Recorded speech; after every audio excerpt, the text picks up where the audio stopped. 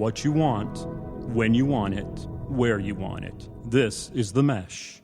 Mesh ads are a great way to reach a targeted audience at a low cost. Visit www.themesh.tv/advertise or send an email to info@themesh.tv for more information. Very low cost, reach a great audience, and grow your business through Mesh ads.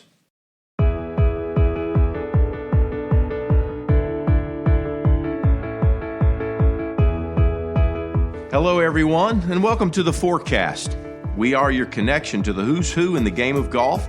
We hope to make you laugh, learn, win, and grow your golf IQ. I'm your host, Allen Burton, Director of Instruction for the Allen Burton Golf Academy at Lake Hickory Country Club in Hickory, North Carolina. I want to thank all of our listeners for tuning in, and find us again on themesh.tv with all your other favorite podcast platforms showing Apple iTunes, Spotify, Stitcher Radio, iHeartRadio, and Google Play, and find some other great podcasts from The Mesh as well. Please go to our website, themesh.tv, and tune in. We certainly hope you'll join us more often.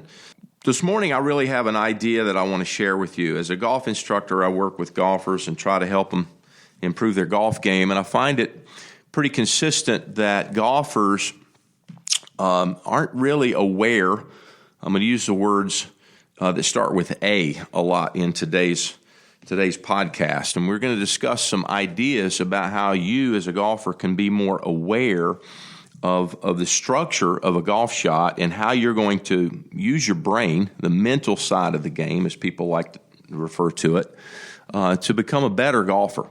In having a process to hit and evaluate a golf shot, I think, is an important framework. And so let's discuss a framework. We generally see golfers on television hitting golf shots, and we'll watch them go through a series of movements before they even set the club behind the ball. And this, a lot of times, it's not apparent to the viewer what's taking place, but there's a process known as a pre-shot routine that the golfer is going through. And so that pre-shot routine is really a combination of things that the golfer is doing physically and mentally to prepare them to hit a golf shot.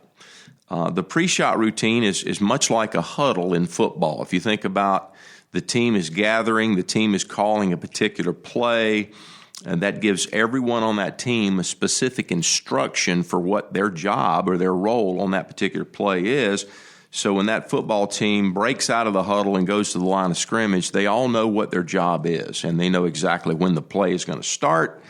And so they're all on the same page, and it allows that team to best execute their best intention for moving the football down the field. And that's certainly what football would be about. And golfers need to have an understanding that their pre-shot routine is much like their huddle. So let's kind of talk about the ideas of that pre-shot routine and what I typically see the best golfers in the world do as they're going through that routine. First, we'll discuss the physical aspects of the routine. So we generally see a golfer position themselves in such a way that they can look down the target line. They're not standing in a normal stance as they would address the ball initially. They start out by looking straight down through the golf ball toward their desired target and getting a perspective of where the direction of the target is. The orientation of direction is primarily what they're trying to gather as they stand in that position. Think, if you will, of looking down the barrel of a rifle. As you sight down that barrel of a rifle, you're trying to get a direct line onto your target. And if you were to hold the gun out about 3 feet away from your chest and put the gun parallel to your shoulders and try to aim the gun from there, it'd be difficult. So your eyes look down the barrel, and that's basically what the golfer's doing when they position themselves in that fashion. Jack Nicklaus shared a concept there in Golf Digest article about 1975. I remember as a teenager reading it. And he basically suggested that in that position, you stand and view the target. You create an imaginary line back from the target to your golf ball. And on that line, about a foot in front of the golf ball, you can determine a spot to aim the club face over that would be on the proper line to your desired target. And that concept he referred to as an intermediate target. So about a foot in front of the ball, there might be a speck in the grass, a broken tee, a divot, something you can visually focus on that becomes your intermediate target. So there's a process visually that you're creating. Gives you a great perspective on how to aim the club face very accurately. And so that next phase of the pre-shot routine, once a target is chosen, of course, there's always a distance element in mind, and the club choice and the way you're going to swing is going to accomplish the distance for that shot. But as you then move into the golf ball to set the club behind the ball and effectively aim, there may be a second step that the golfer goes through, and I refer to this as the feel it step. Step number one was see it. You're back in that position where you can best see it. And step number two is you're actually going to try and feel it. And so what does that mean, feel it? Well, there might be a particular swing that you're going to try to make to accomplish the shot you've planned to hit. There might be a certain distance that you're trying to go, and you want to feel the swing that would create that energy or that distance that you want the ball to travel, especially if it's a pitch shot or a chip shot or a shot that's not your full swing.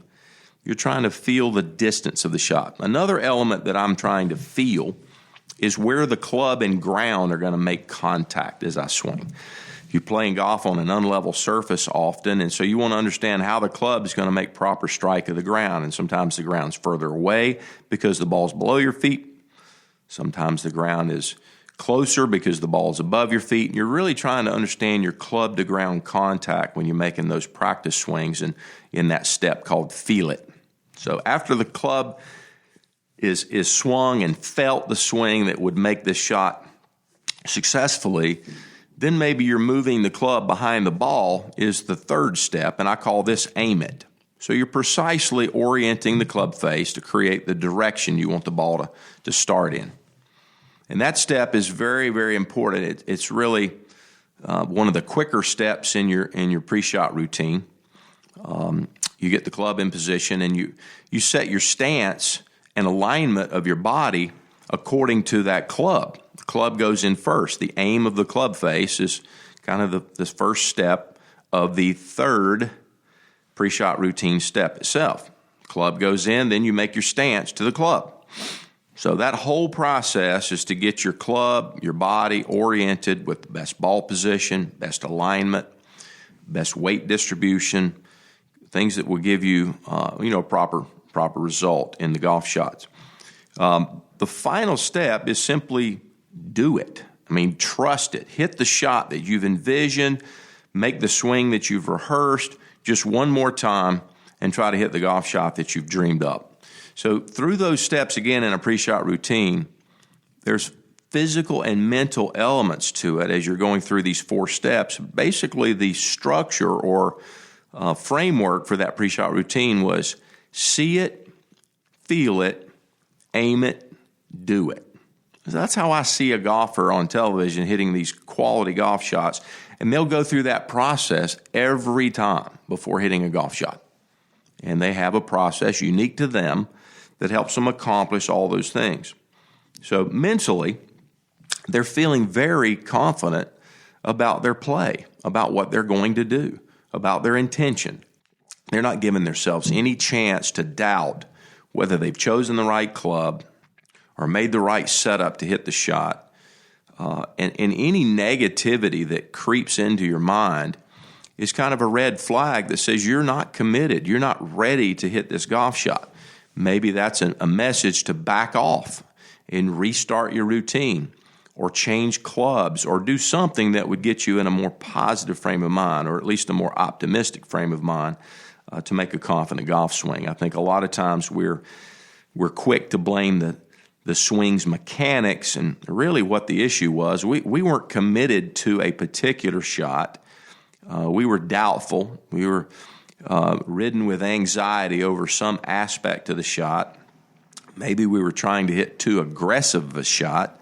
We were trying to go over some trees that we didn't know for sure we could hit it high enough to go over, or we were trying to curve the ball a lot in our mind, and that particular lie wasn't going to allow us to curve the ball. So being aware of these things as we play can help you understand your mental errors versus your actual swing mechanic errors. And I think a lot of times it's just a mental error. We weren't committed to a shot that we're capable of hitting.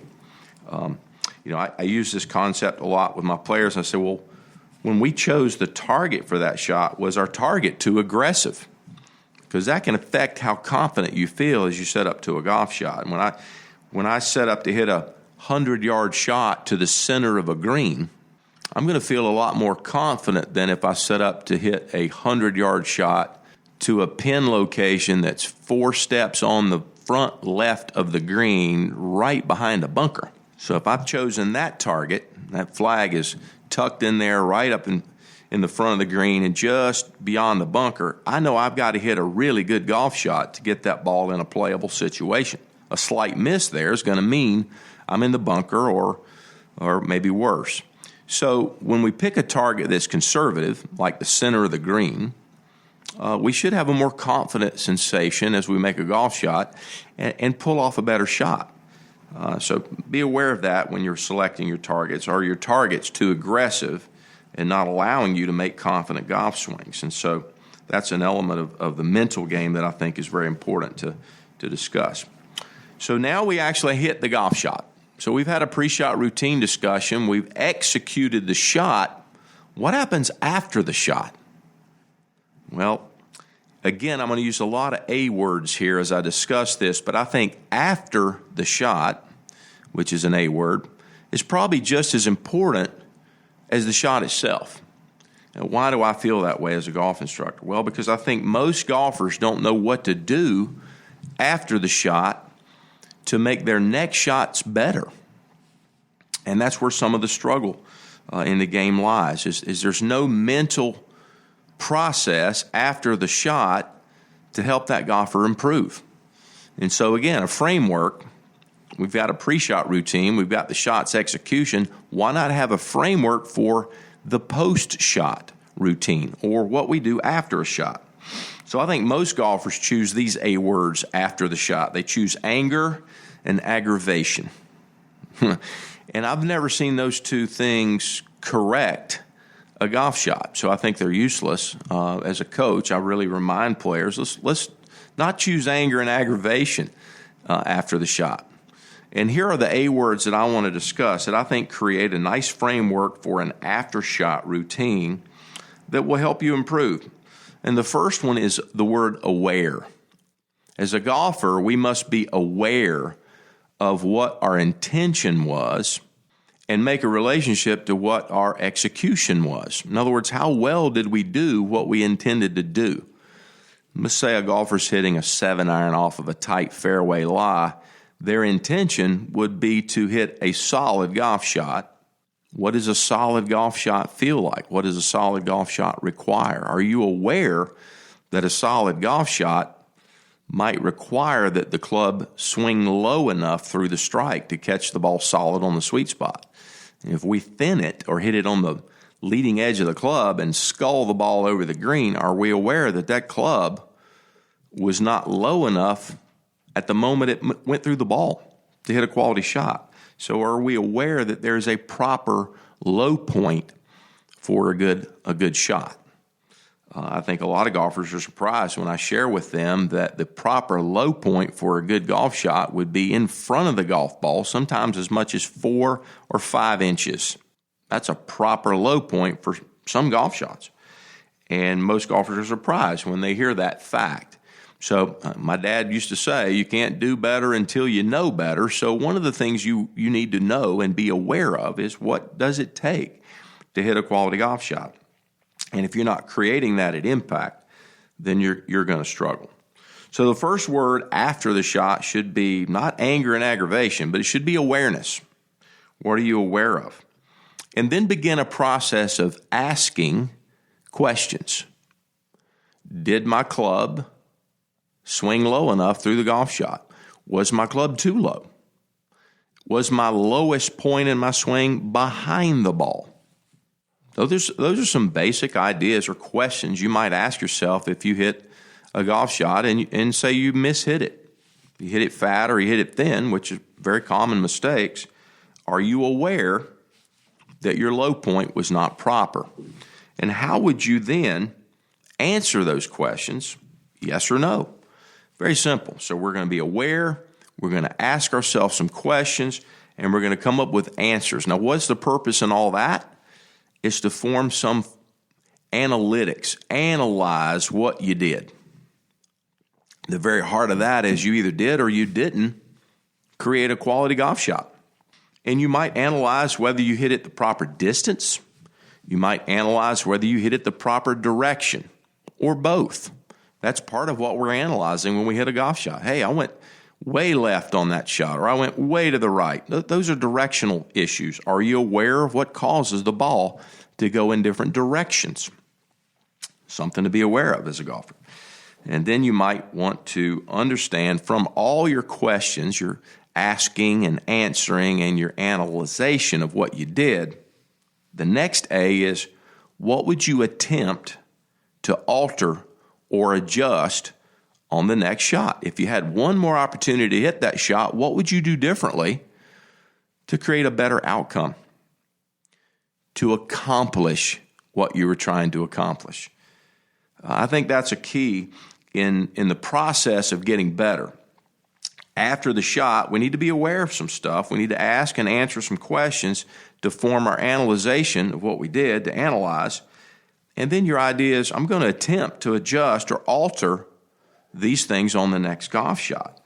And the idea is we're going to try to accomplish a better result, to be awesome, to be amazing. Let's use plenty of A words here and really stay away from the anger and aggravation. So we've got an after-shot framework that involves some mental exercises that we need to go through.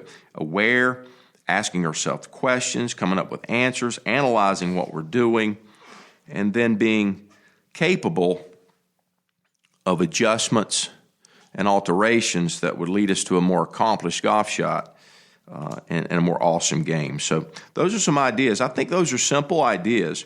If you have any issues with your game, if you want to come see me here personally at the Lake Hickory Country Club, please reach out. My email address is allen@allenburtongolf.com. I'm going to offer a free 30-minute analyzation to the first person that emails me and discusses your golf game with me. I'm going to give you a free 30-minute game analyzation. All you have to do is reach out with an email and set that up. I'm going to do that for the first person that sends an email to me here after today's podcast. I'd like to remind all my listeners to tune in. We're going to keep this very fresh. We're going to keep it new. We're going to keep it short and sweet and help you with your golf game this year. All the best in 2020 with your golf game. So listeners, reach out and let's discuss your structure for a pre-shot routine, how well you're executing shots, and then that 12 or 15 seconds after the shot, spend it better by going through all the A's that are going to help you.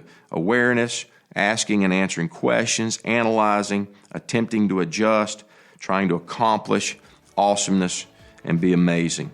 That's what we're looking for in 2020 this year with your golf game. I'm your host, Allen Burton. This has been The Forecast. Tune in next time. Look forward to hearing you and all your golfing woes and see if we can help you become a better golfer in 2020. Thanks again, listeners.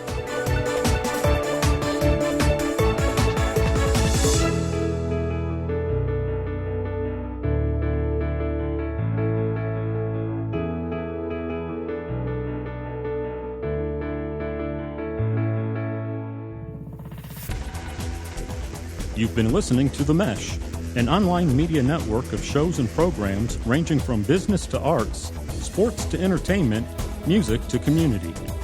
All programs are available on the website as well as through iTunes and YouTube. Check us out online at themesh.tv. Discover other network shows and give us feedback on what you just heard.